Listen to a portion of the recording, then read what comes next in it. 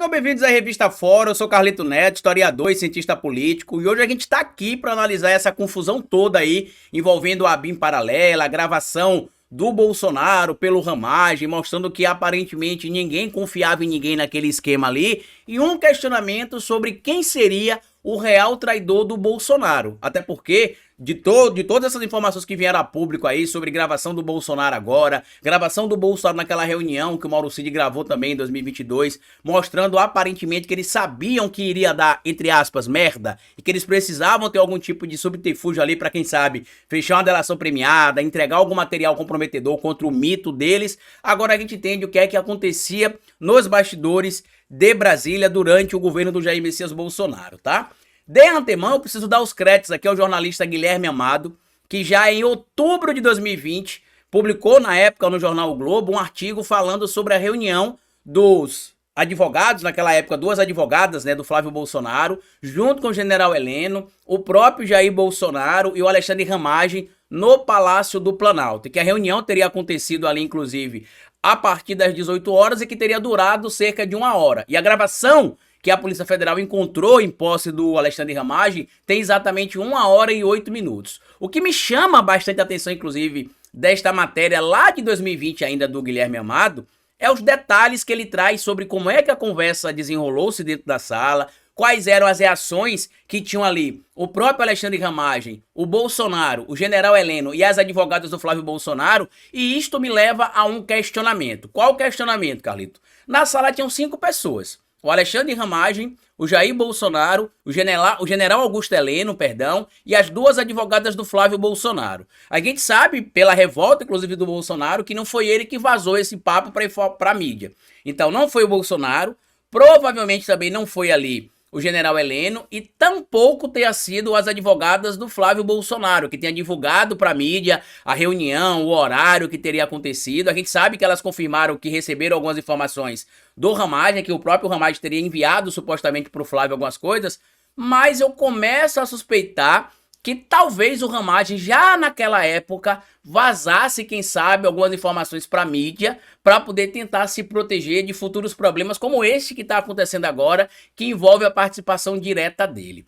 Para quem não conseguiu entender o que aconteceu, tá? Esse é o clássico que está presente ali no livro Raízes do Brasil, do Sérgio Buarque de Holanda, né? Que fala ali sobre a figura que a gente conhece como sendo a figura do homem cordial, o indivíduo que dá um jeitinho brasileiro em tudo, que aos seus amigos muito próximos ele utiliza o poder para proteger, e aqueles que não são próximos ele pune, fazendo valer o que a gente chama de patrimonialismo, que é quando as pessoas utilizam a coisa pública de forma privada para atender os interesses particulares, e é o que acontecia com o Bolsonaro. E outro ponto que me chamou a atenção nessa situação toda aqui é o racha que está acontecendo entre o Bolsonaro e o Ramagem. O Bolsonaro, ao saber da gravação ontem, deu vários berros na sede do PL, xingou, palavras que eu não vou repetir aqui inclusive, cancelou as gravações que tinha marcada com pré-candidatos à prefeitura agora em 2024 pelo PL, e a candidatura do Alexandre Ramagem está em risco no Rio de Janeiro. Por vários motivos. Primeiro, ele não consegue decolar a sua candidatura. A pesquisa mostrou recentemente, as pesquisas, na verdade,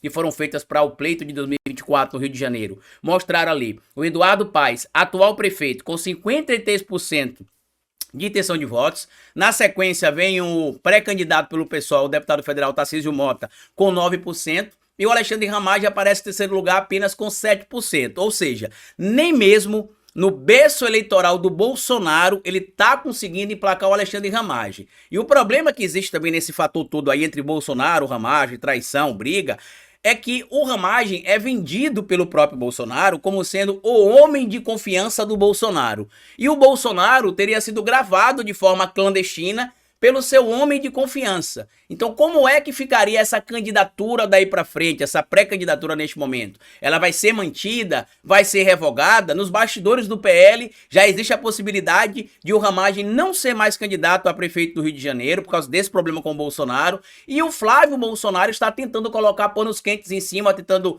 conectar o pai com o Ramagem ali para poder conversar, para poder meio que baixar um pouco a poeira, e muita gente não entendeu por que o Flávio vai estar botando panos quentes nessa situação toda. A explicação é meio óbvia, né? A reunião que o Ramagem gravou o áudio foi das advogadas do Flávio com o pai do Flávio, que era presidente naquele momento, e o ministro do GSI, que era o general Augusto Heleno, pedindo para que tivessem ali, se fosse feito dossiê de forma ilegal por parte da ABIN, ou seja, utilizando a coisa pública de forma patrimonialista, fazendo ali o que a gente chama de advocacia administrativa, né, artigo 321 do Código Penal.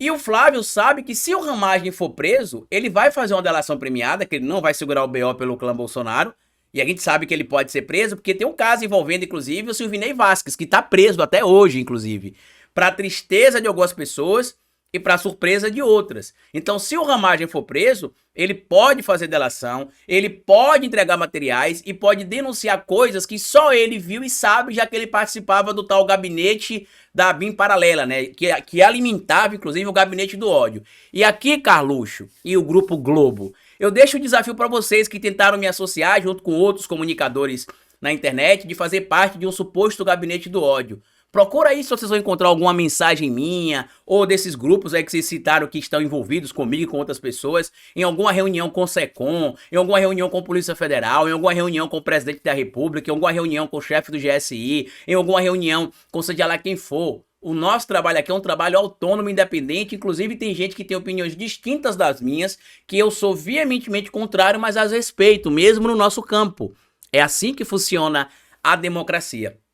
Então o Flávio tá preocupado com essa situação, que envolve ali a possibilidade de o Ramagem ser preso e delatar tudo, porque vocês precisam lembrar que o caso da rachadinha, ele não acabou, o Flávio não foi inocentado, o caso das rachadinhas foi arquivado. O que isto quer dizer, Carlito? Que caso surjam fatos novos, esse caso pode ser desarquivado e o Flávio Rachadinha poderá se dar mal. E aí teve um fator também que chamou a atenção de muita gente, que é que o Augusto Aras já sabia desse caso envolvendo ali a ABIN paralela para poder proteger o Flávio Bolsonaro. Tanto que a própria ministra Carmen Lúcia, do STF, já tinha pedido para que o Augusto Aras investigasse essa situação toda e o Aras simplesmente ignorou isso. O Aras ignorou. Só para vocês terem noção, por exemplo, durante a gestão do Augusto Aras na Procuradoria-Geral da República, durante o governo Bolsonaro, né, o Aras entrou, se não me falha a memória, em setembro de 2019, até o Bolsonaro deixar o poder, o Aras arquivou 104 pedidos de investigação contra Bolsonaro vindos pelo STF, né, indicados ali pelo STF. Detalhe, o Aras não abriu um procedimento para investigar o Bolsonaro. O motivo? Talvez seja aquela declaração que o Bolsonaro deu em maio, dizendo que na terceira vaga, caso surgisse uma terceira vaga para o STF, o Aras seria o indicado dele. Que ele teria 2 vagas que ele faria indicação, palavras do próprio Bolsonaro, e que essas 2 vagas que ele indicaria seria uma das vagas o terrivelmente evangélico. Primeiro indicou o Cássio Nunes Marques, que não era em tese o terrivelmente evangélico.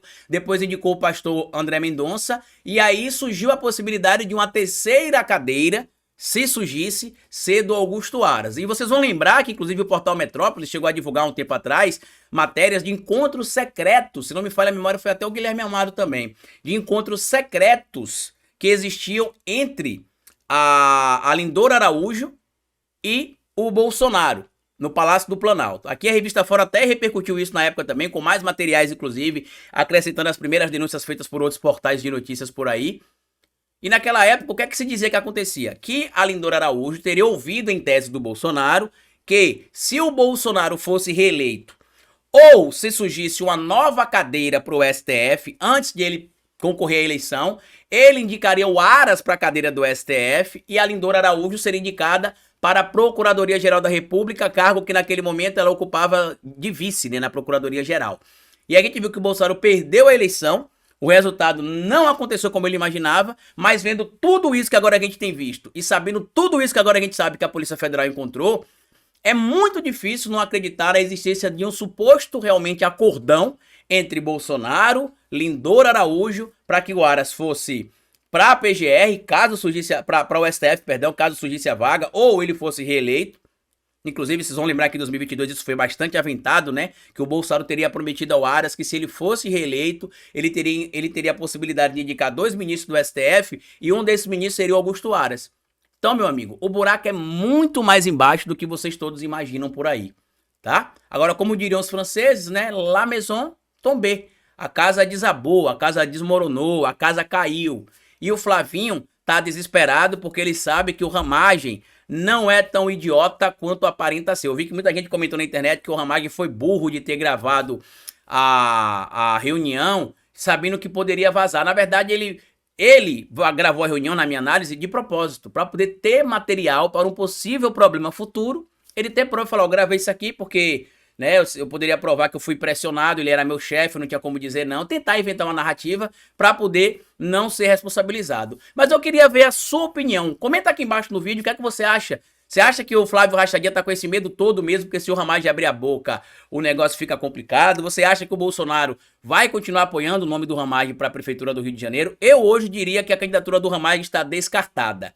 Mas como o Bolsonaro tem medo que o filho Flávio seja preso, é provável aí que ele continue nesse jogo de falsidade do lado do Ramagem, bem pé da vida, só para não prejudicar o próprio filho, que eu inclusive acredito que é um caminho sem volta, né? Tanto o Carlos quanto o Flávio já estão atolados nesse escândalo da rachadinha e que a gente sabe que a justiça e a polícia têm feito um bom trabalho e que logo logo levará essa organização criminosa, que às vezes se chama de família também, chamada Bolsonaro, para a cadeia. Grande abraço e até a nossa próxima análise aqui na segunda-feira.